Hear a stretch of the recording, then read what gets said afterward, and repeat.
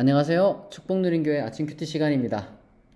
2026년 7월 24일 금요일 아침 함께 묵상할 하나님의 말씀은 이사야 7장 1에서 25절입니다. 제가 낭독합니다. 우시야의 손자여 요담의 아들인 유다의 아하스 왕 때에 아람의 르신 왕과 르말리아의 아들 이스라엘의 베가 왕이 올라와서 예루살렘을 쳤으나 능히 이기지 못하니라. 어떤 사람이 다윗의 집에 알려 이르되 아람이 에브라임과 동맹하였다 하였으므로 왕의 마음과 그의 백성의 마음이 숲이 바람에 흔들림같이 흔들렸더라. 그때 여호와께서 이사야에게 이르시되 너와 네 아들 스알야숲은 윗못 수도 끝 세탁자의 밭 큰 길에 나가서 아가스를 만나 그에게 이르기를 너는 삼가며 조용하라. 르신과 아람과 르말리아의 아들이 심히 노할지라도 이들은 연기나는 두 부지깽이 그루터기에 불과하니 두려워하지 말며 낙심하지 말라. 아람과 에브라임과 르말리아의 아들이 악한 꾀로 너를 대적하여 이르기를 우리가 올라가 유다를 쳐서 그것을 쓰러뜨리고 우리를 위하여 그것을 무너뜨리고 다브엘의 아들을 그 중에 세워 왕으로 삼자 하였으나 주 여호와의 말씀이 그 일은 서지 못하며 이루어지지 못하리라. 대저 아람의 머리는 다메섹이요 다메섹의 머리는 르신이며 65년 내에 에브라임이 패망하여 다시는 나라를 이루지 못할 것이며 에브라임의 머리는 사마리아요 사마리아의 머리는 르말리아의 아들이니라. 만일 너희가 굳게 믿지 아니하면 너희는 굳게 서지 못하리라 하시니라. 여호와께서 또 아하스에게 말씀하여 이르시되 너는 내 하나님 여호와께 한 징조를 구하되 깊은 데에 서든지 높은 데에 서든지 구하라 하시니 아하스가 이르되 나는 구하지 아니하겠나이다. 나는 여호와를 시험하지 아니하겠나이다 한지라. 이사야가 이르되 다윗의 집이여 원하건대 들을지어다. 너희가 사람을 괴롭히고서 그것을 작은 일로 여겨 또 나의 하나님을 괴롭히려 하느냐. 그러므로 주께서 친히 징조를 너희에게 주실 것이라. 보라 처녀가 잉태하여 아들을 낳을 것이요 그의 이름을 임마누엘이라 하리라. 그가 악을 버리며 선을 택할 줄 알 때가 되면 엉긴 젖과 꿀을 먹을 것이라. 대저 이 아이가 악을 버리며 선을 택할 줄 알기 전에 네가 미워하는 두 왕의 땅이 황폐하게 되리라. 여호와께서 에브라임이 유다를 떠날 때부터 당하여 보지 못한 날을 너와 네 백성과 네 아버지 집에 임하게 하시리니 곧 아수르 왕이 오는 날이니라. 그 날에는 여호와께서 애굽 하수에서 먼 곳의 파리와 아수르 땅의 벌을 부르시리니 다 와서 거친 골짜기와 바위 틈과 가시나무 울타리와 모든 초장에 앉으리라. 그 날에는 주께서 하수 저쪽에서 세내어 온 삭도 곧 아수르 왕으로 내 백성의 머리털과 발털을 미실 것이요 수염도 깎으시리라. 그 날에는 사람이 한 어린 암소와 두 양을 기르리니 그것들이 내는 젖이 많음으로 엉긴 젖을 먹을 것이라. 그 땅 가운데 남아있는 자는 엉긴 젖과 꿀을 먹으리라. 그 날에는 천구루에 은천개의 가지가 있는 포도나무가 있던 곳마다 찔레와 가시가 날 것이라. 온 땅에 찔레와 가시가 있으므로 화살과 활을 가지고 그리로 갈 것이요 보습으로 갈던 모든 산에도 찔레와 가시 때문에 두려워서 그리로 가지 못할 것이요 그 땅은 소를 풀어놓으며 양이 밟는 곳이 되리라. 아멘.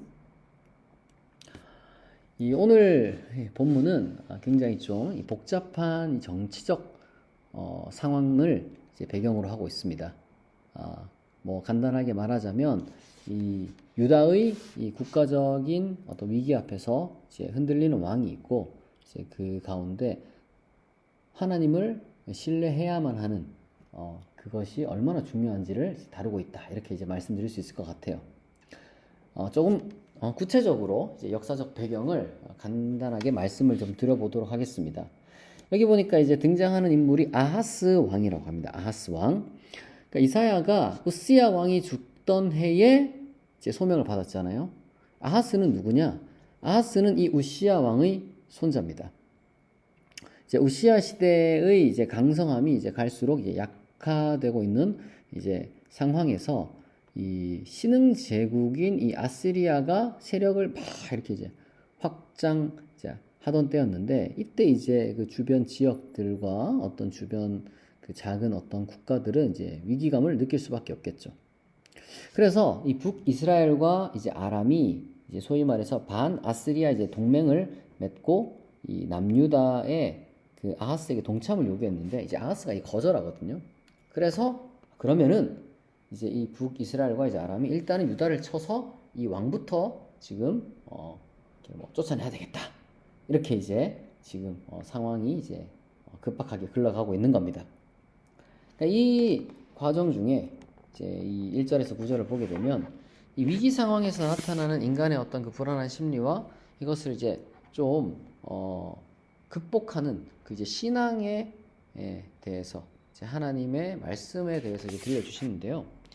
사실은 어쨌거나 동맹군이 이제 국가를 침공한다 그러면 당연히 두려울 수밖에 없잖아요.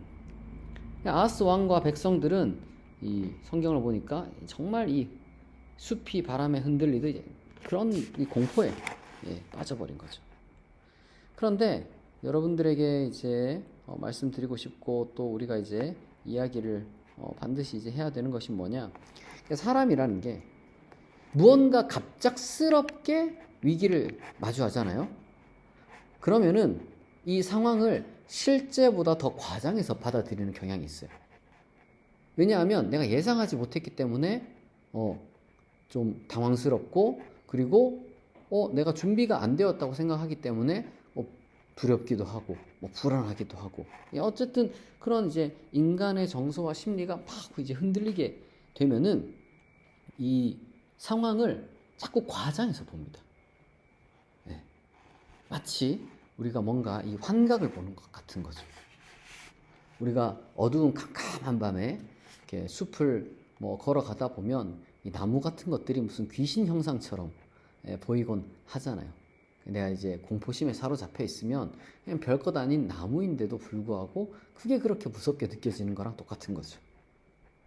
그러나 하나님께서는 그러한 대적들은 사그라들 연기나는 부지깽이에 비유하면서 그 어떤 이들의 진짜 체급이라고 해야 될까요? 이제 지금 이 문제의 크기가 어느 정도인지 정확하게 이제 보라는 거예요. 그러니까 아람과 북이스라엘의 동맹이 거창해 보여도 사실은 이 특정 도시와 유한한 권력자에 갇혀 있는 시한부 정권에 불과하다는 걸 바라보라는 거예요. 과장된 위기감에 속아가지고 이 자멸적인 선택을 해선 안 된다는 경고를 지금 우리에게 주는 겁니다. 사실은 이게 참 중요한 게, 우리가 하나님을 제대로 믿는 거는 광신이나 맹신이나 이런 거랑 다르거든요. 광신이나 맹신은 문제를 자꾸 과소평가하게 만들 수가 있어요. 그건 정직한 여러분 시각이 아닙니다.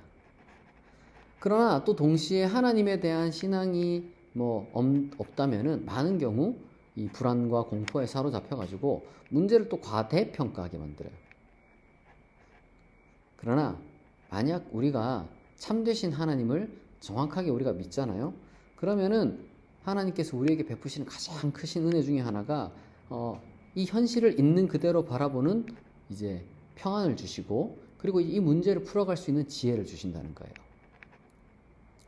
저는 그리스도인들이 신앙생활하면서 이와 같은 평안과 지혜를 구하기를 바라고, 그것이 얼마나 크신 하나님의 은혜인지를 또한 경험할 수 있기를 바랍니다.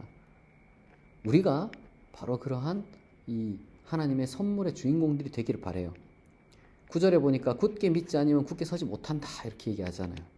그럼 반대로 말하자면 올바른 신앙은 우리를 올바로 서게 한다는 겁니다. 다음으로 또 10절에서 16절을 보게 되니까 이 하나님께서 아하스에게 걱정하지 마라. 내가 너를 이제 불안하지 않도록 내가 징조를 이제 줄 테니 너가 구해보라. 이렇게 이제 이야기를 하는데, 아하스가 나는 하나님을 시험하지 않겠습니다. 이렇게 이야기를 해요. 사실 가만 보면은 경건한 신앙 고백처럼 보이잖아요. 그런데 사실 아하스 입장에서는 어떤 다른 방도를 지금 택하려고 한 거예요. 이런 어떤 그 동맹국과 이렇게 이제 마주하게 되는 이 상황 속에서 두려우니까 그냥 아시리아를 의지하려고 했던 거죠. 그러니까 하나님의 개입을 구하고 이런 것들이 시간 낭비로 보이기도 하고 이미 마음의 결정을 내렸는데 굳이 내가 하나님께 기도할 필요가 있느냐 이런 거죠. 그러니까 참 저는 이런 거 보게 되면 그냥 하나님을 믿지 않는 사람이면 상관이 없는데 하나님을 믿는다고 하면서도 막 뭐랄까요 그냥 신앙적인 명분을 내세워 가지고 사실 자기 하고 싶은 대로 다 하는 거예요. 그러니까 그냥 하고 싶은 대로 뭐 하는 거는 뭐 그렇다 치는데 거기에 자꾸 하나님을 내가 시험하지 않겠습니다. 뭐 이렇게 이제 자꾸 막 경건한 척, 신앙 좋은 척 그런 위선자들이 참 많아요. 사실은 자기 하고 싶은 대로 하는 거거든요. 자기는 이미 자기 나름대로 뭔가 계산을 다 마치고 자기가 이렇게 해야지 뭐 결정이 다 났어요. 그런데 하나님을 자꾸 거론하는 거죠. 그러자 하나님께서는 임마누엘, 하나님이 우리와 함께 하신다는 표적을 친히 이렇게 이제 주시는 거예요. 우리가 이제 이 임마누엘 구절이 이제 예수님을 이렇게 예언하는 것이다라고 이렇게 신약이 해석을 하기도 하지만 이 당시 때는 그 먼 어떤 그 예언을 고려했다기보다는 이제 조만간 이 아이가 태어나서 이렇게 어느 정도 자라기까지 시간이 그렇게 오래 걸리지 않잖아요. 그러니까 몇 년만 인내하면은 하나님께서 이 모든 문제가 이제 정말 해결될 것이라는 그런 약속을 지금 주시겠다. 그런 의미로 우리가 이제 보면 됩니다. 조금만 버티라고, 인내하라는 거예요. 우리는 인내가 참 중요하거든요. 사람이 마음이 급하니까 지금 당장 문제가 해결되지 않으면 하나님 없는 것 같고 인생이 망할 것 같고 막 그러는데 정말 여러분 인내는 정말 중요한 거예요. 이 세상에 인내 없는 하나님의 응답 같은 건 없어요. 기도 딱 하자마자 눈 딱 뜨자마자 응답되는 경우도 있을 수 있겠지만 많은 경우 인내를 요구합니다. 믿음을 하나님께서 보시는 거죠. 내가 지금 하나님의 이름을 운운하면서 위선을 떨고 있는지 아니면 정말 하나님을 믿고 있는지 하나님께서는 잠시 우리로 하여금 그러나 길지 않은 시간 동안 우리로 하여금 이제 기다리게 하시는 거예요. 그러니까 우리는 인내할 수 있어야 됩니다. 그리고 이 17절부터 25절을 보니까 결국에는 만약에 이제 하나님의 뜻과 무관한 이제 길을 걸어가게 되면은 문제가 해결되는 것처럼 보이지만 사실 항상 그렇듯이 이 마치 돌려받기 같은 그런 게 되는 경우가 많이 있죠. 이 아시리아가 잠시 우리를 도와주는 것 같지만 결국에는 유다의 자원을 다 쥐어짜는 땅을 황폐하게 만드는 가시와 찔레가 된다는 거예요. 그러니까 우리가 항상 그리스도인들은 당장의 어떤 그 불안과 어려움을 극복하기 위해서 꼼수를 선택하면 안 돼요. 하나님을 믿는데 조금 더디고 느리고 약간 이제 힘겨운 시간을 걸어갈지라도 정말 장기적으로 바라봤을 때 그리고 이제 우리가 하나님을 바라봤을 때 하나님 보시기에 가장 정직한 길로 걸어가야 되는 거예요. 여러분 그게 참된 지혜입니다. 이 교활함은 당장의 임시 방편을 그렇게 잘 알아요. 꼼수도 잘 알아요. 이 불의와 불법 그 경계를 교묘하게 왔다 갔다 하고 양심을 속일 듯 말 듯. 사실 그게 교활함이죠. 아예 양심을 속이고 불의를 저지르고 부정을 저지르고 불법을 저지르는 게 아니라 그 교묘한 그 선이 있잖아요. 그런 것들은 하나님께서 기뻐하지 않으시고 하나님께서 바보가 아니신데 왜 모르시겠어요? 다 아시죠. 우리는 하나님 보시기에 정도를 걸어가야 합니다. 지금 당장의 해결책은 아니라 할지라도 그러나 여러분 모든 문제가 다 그래요. 결국에는 임시 방편은 문제를 더 키울 뿐이에요. 언제나 정도가 정답입니다. 그것이 하나님의 뜻을 믿고 따르는 그리스도인의 삶의 태도인 거예요. 사랑하는 성도 여러분, 지금 우리가 갑작스럽게 예기치 못한 어떤 위기 상황을 맞이하게 되면요, 불안하고 패닉에 빠질 수도 있습니다. 그리고 상황을 과장하게 될 수도 있어요. 아니면은 정반대로 맹목적으로 광신적으로 이 상황을 축소할 수도 있겠죠.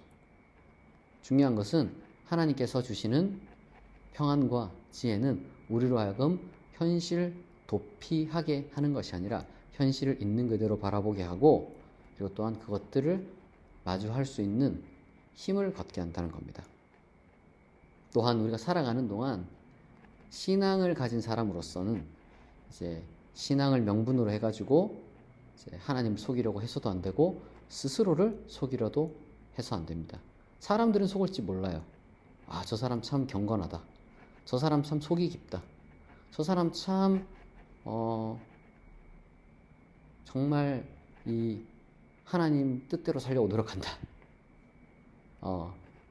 사람은 속일 수 있지만 여러분 자기 자신도 속일 수도 있겠죠. 그러나 하나님은 속일 수 없습니다. 그리고 사실은 모든 사람을 다 속일 수 있는 것도 아니고요. 그리고 자기 자신도 알아요. 결국에는 아무도 못 속이는 거죠. 그냥 일부 속아 넘어가는 사람이 있거나 속아 넘어가는 주는 척하는 그런 사람이 있을 뿐, 사실상 여러분 모든 위선과 거짓은 다 드러나게 되어 있어요. 언제나 우리에게 주어진 이 현실을 우리가 정말 잘 살아갈 수 있도록 임마누엘 하나님을 의지하며, 그리고 또한 그 하나님을 바라보고 우리가 이 하루하루를 정말 담대하고 용기 있게 살아갈 수 있기를 진심으로 축복합니다. 이 시간 말씀을 기억하며 또 각자 마음에 품고 나온 기도의 제목을 하나님께 아뢰며 약 3분간 기도하겠습니다.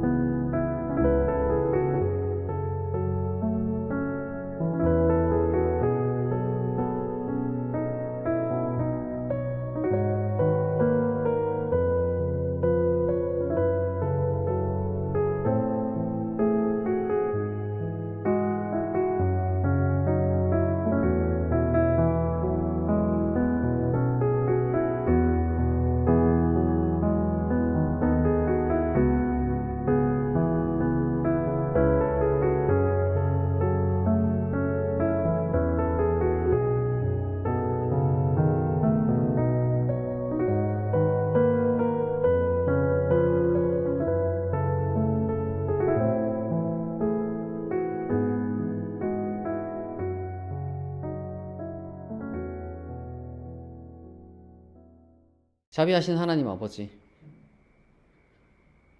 통제하기 힘든 갑작스러운 위기 앞에서 마음이 흔들리고 공포에 사로잡히는 우리의 연약함을 고백합니다. 불안에 짓눌려 상황을 과정하거나 우리의 이성이 마비되지 않도록 우리를 붙들어 주시옵소서. 어떤 상황 가운데서도 그럴듯한 합리화로 스스로를, 다른 사람을, 그리고 하나님을 속이려는 시도를 하지 않게 하시고 당장의 위기를 모면하고자 더 큰 위험을 불러오는 하나님께서 원치 않는 방법을 선택하지 않는 그와 같은 지혜를 우리에게 허락하여 주옵소서. 어떤 상황에서도 함께 하시는 임마누엘 하나님을 정직하게 신뢰함으로 우리의 삶을 단단하게 세우게 하옵소서. 하나님 또한 각자 자신의 삶의 터전에서, 삶의 정황에서 떠안고 마주할 수밖에 없는 여러 가지 많은 문제들이 있습니다. 건강의 문제, 재정의 문제, 진로의 문제, 인간관계의 문제, 기타 여러 가지 많은 문제들이 있습니다. 그 모든 위기와 어려움 가운데서 하나님께서 예비하신 가장 선한 길이 있음을 믿고 신뢰하는 우리가 되게 하옵소서. 하나님께서 가장 좋은 곳으로 응답하여 주시고 또한 모든 것이 합력하여 선을 이루게 될 줄 믿습니다. 그리고 또한 하나님께서 우리에게 인내를 요구하시며 기도 응답의 그 기간을 잠시 이렇게 미룰 때가 있음을 우리가 아오니 우리가 그 기다리는 시간을 낙심으로 채우지 않게 하시고 오히려 신앙이 더욱 성숙해질 수 있는 그와 같은 은혜의 시간, 연단의 시간이 되게 하시고 그 기간 동안 우리 마음에 평안과 기쁨이 샘솟게 하옵소서. 오늘 하루도 우리를 지키시고 인도하실 줄 믿사오며 감사드리며 예수 그리스도의 이름으로 기도합니다. 아멘. 네, 축복누린교회 오늘 아침 큐티는 여기까지입니다. 큐티는 매주 월요일부터 금요일 오전 6시에 진행됩니다. 주말 동안 여러분 평안하시고요. 주일 11시 예배에서 만날 수 있기를 기대합니다. 오늘도 복된 하루 되세요. 감사합니다.